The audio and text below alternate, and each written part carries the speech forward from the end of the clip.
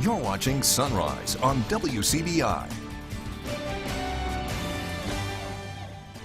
Good morning, and thanks for watching WCBI Sunrise on this Friday. And Jacob filling in for Alex. How you hanging in? It's great. It's been a great week. We were up at Amory last night for the Chili Fest. Had one of our weather awareness events there. A lot of fun. Yeah. Had some school visits this week. Just really enjoying getting out and enjoying the warm weather we had this week, because it is coming to an end. I saw the lab coat you were wearing. That was Yes. adorable, by the way. Yes, we have lab coats. So if you want, we're doing some school visits. We'll see some pictures online as we go around. So it makes us look like real scientists.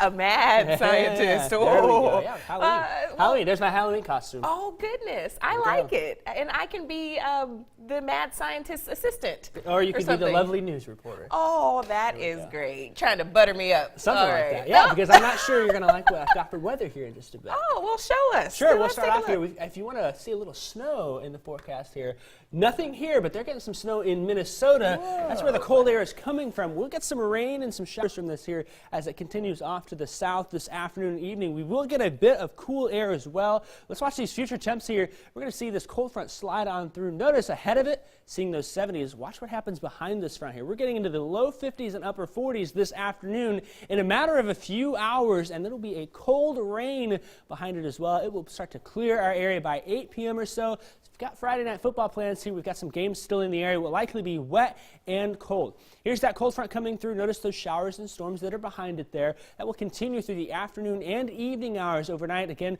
expecting that Friday night football to be a bit chilly out there, so those temperatures falling into the 50s and upper 40s by the fourth quarter with the rain hanging on. Looks like those showers will stay through the parts of the weekend here. If you look at that 7-day forecast, though, we're going to get the chance for the rain to stay until Saturday morning. As we get to Sunday, though, the sun comes back and we'll get the next chance of rain on Wednesday.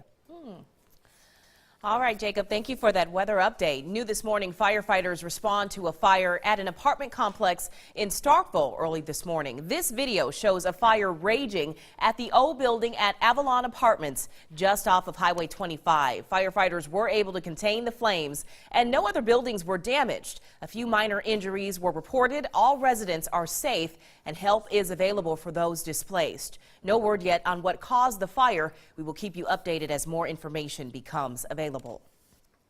Tragedy last night in Lee County after a teenage boy dies in an afternoon shooting. Police are still searching for the gunman. The shooting happened just after 4 yesterday on Clements Road near Maddox Street in Verona. Lee County Coroner Carolyn Green says a 17-year-old died shortly after 4:30 from his injuries. Verona Police Chief J.B. Long says the alleged shooter left in a white car with tinted windows. Right now, the victim's name is not being released. Verona police are still investigating, and we'll keep you updated on air and online at WCBI.com. An Oxford man is accused of breaking into a bar and making away with just 2 bottles of liquor. 54-year-old Franklin Manning is who investigators say broke into the Round Table bar and took the bottles. Manning was found shortly after the report was received and charged with 1 count of commercial burglary on Tuesday. His bond is set at $1,500. The Monroe County Sheriff's Department needs your help locating a person of interest.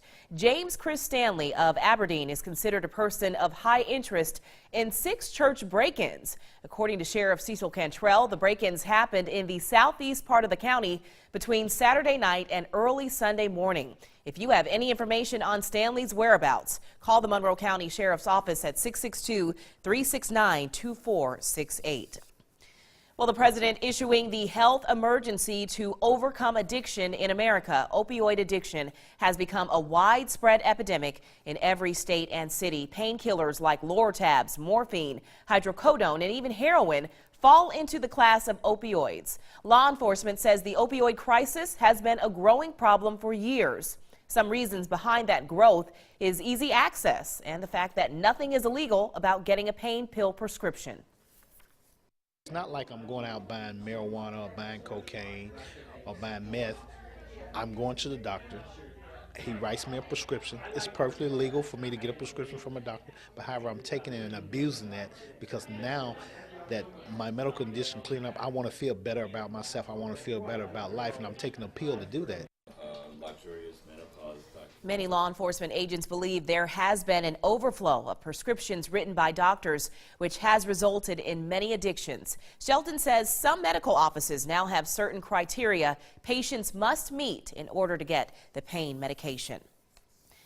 Educators say it's never too early to educate students on the dangers of drugs. That's why the Lowndes County Alternative School put on a drug forum yesterday.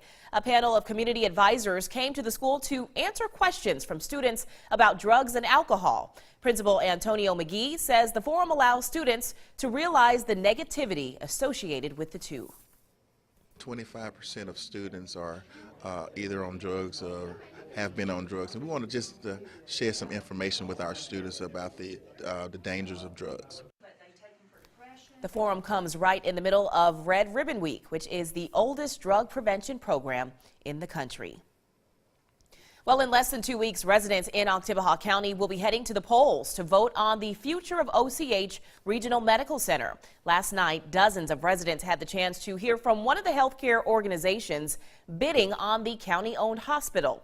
Baptist Memorial Healthcare gave a presentation as to why they'd be the best candidate to partner with OCH if it were to be sold. CEO Jason Little says the company prides itself on growing its hospitals and healthcare services for the people it serves. However, some residents have mixed viewpoints. If you were to go to places like Oxford or South Haven or Columbus and look at that hospital before Baptist arrived as a partner and then after, we're very proud of the track record of growth and our ability to care for the communities.